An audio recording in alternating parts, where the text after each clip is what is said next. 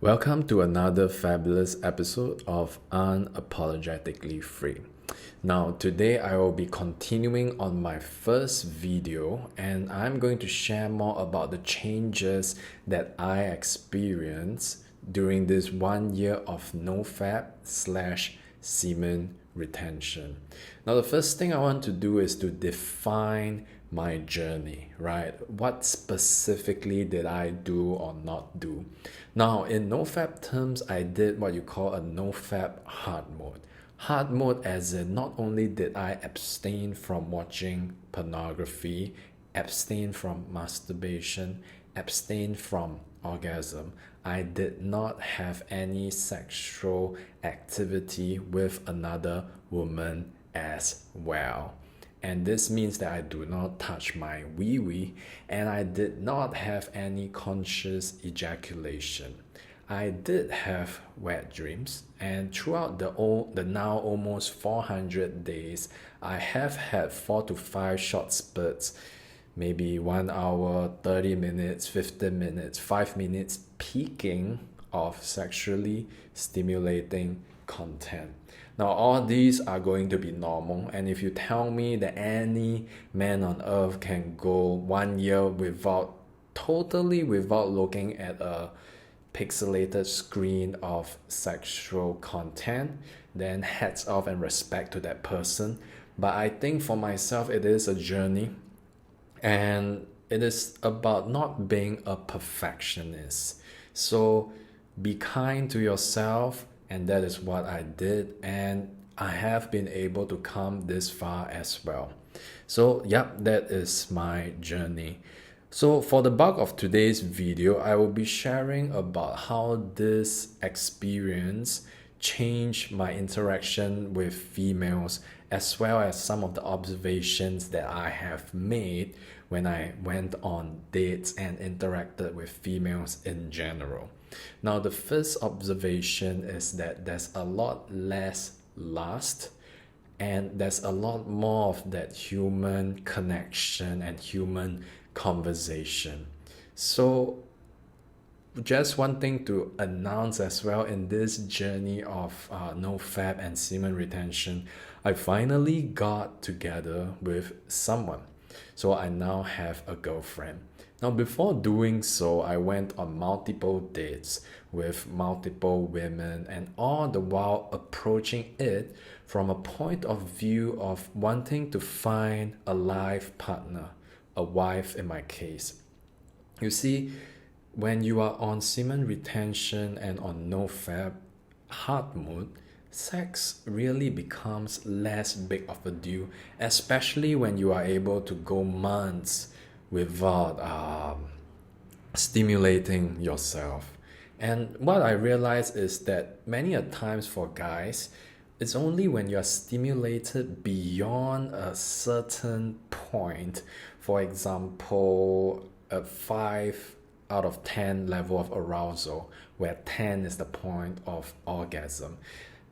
Only when you're stimulated to that certain point, and that is when you start to lose rationality and self-control. See, being a long-term practitioner of semen retention and NoFap, my baseline arousal level is usually a 1, 2, or a 3. Like, I know my sex drive is there, but I'm not constantly adding wood to fire by stimulating myself, browsing sexually stimulating material. In fact, most of the men today suffer from overstimulation rather than a lack of stimulation. And despite going on dates and by not sexualizing the people I meet, I instead assess them based on their suitability to me as a lifelong partner. And this leads to observation number 2.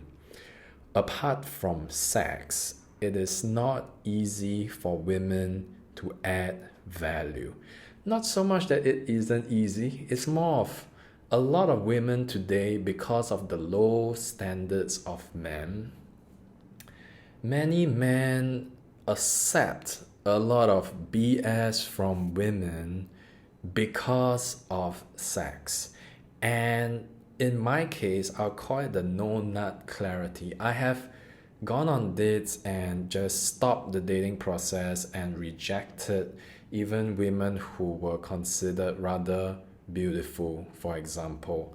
And in my perspective in meeting women, it comes from a place of, apart from sex, what do you have to offer? And I'll be honest, many women offer things that I do not find appealing. So when you have done semen retention and when you have stayed on the path of purity long enough, there's this sense of self-respect and self-love. And since sex is not on my mind, it really gives clarity when you meet someone. A lot of the idea of, simping nowadays, it comes because a man is at this state of arousal. It could be emotional arousal, it could be sexual arousal, above 5 out of 10, right? That is when you are moving towards this place where you really want to have sex, you really want emotional approval.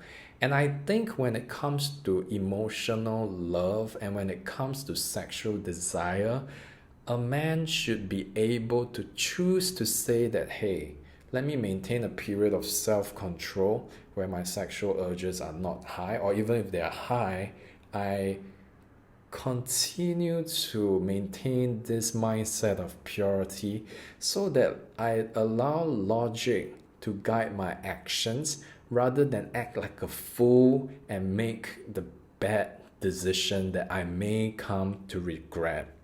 Now, one last final observation that I have I consider myself a long-term practitioner of semen retention now that I've crossed almost 1 year, is that rejection from females, from work, from life merely stings. Stings as in sometimes you get an insect bite, sometimes you are bitten by a mosquito. My emotional armor is now so strong that it merely stings. Now, when you see the world as it is and not the world as you want it to be, you will realize that any endeavor worth undertaking that has pretty good reward, right? Like finding a beautiful life partner, getting a good job, going on interviews, there is an inbuilt level of risk that is inside, which means that you will have to learn to deal with rejection if you want to go far in life by not encountering rejection, by staying in a safe place. I would say that many a time something in a man dies, and semen retention helps you withstand rejection so much better. The word that I would use is it actually gives you courage. Courage not as in the absence of fear, courage as in feeling the fear but doing it anyway. You see, nowadays I no longer fear rejection as much. It still stings. But you know how if you try to push a buoyant ball into water, it simply floats back up. And rejection in life sometimes is like a downward force, you get smacked down. But semen retention is like the buoyancy that causes me to resurface after any and every setback. It is true, dating and meeting your other half is ultimately a numbers game. But when you live pure, life no longer has that oppressive feeling over you, because now you have that inward buoyancy that just allows yourself to push back at whatever pressures life give to you. Rejection does not feel that bad. And this ties back to my previous video where I mentioned how my mood improved, my baseline mood improved, and nowadays I am rarely sad. I feel stable, and to be honest, I like myself.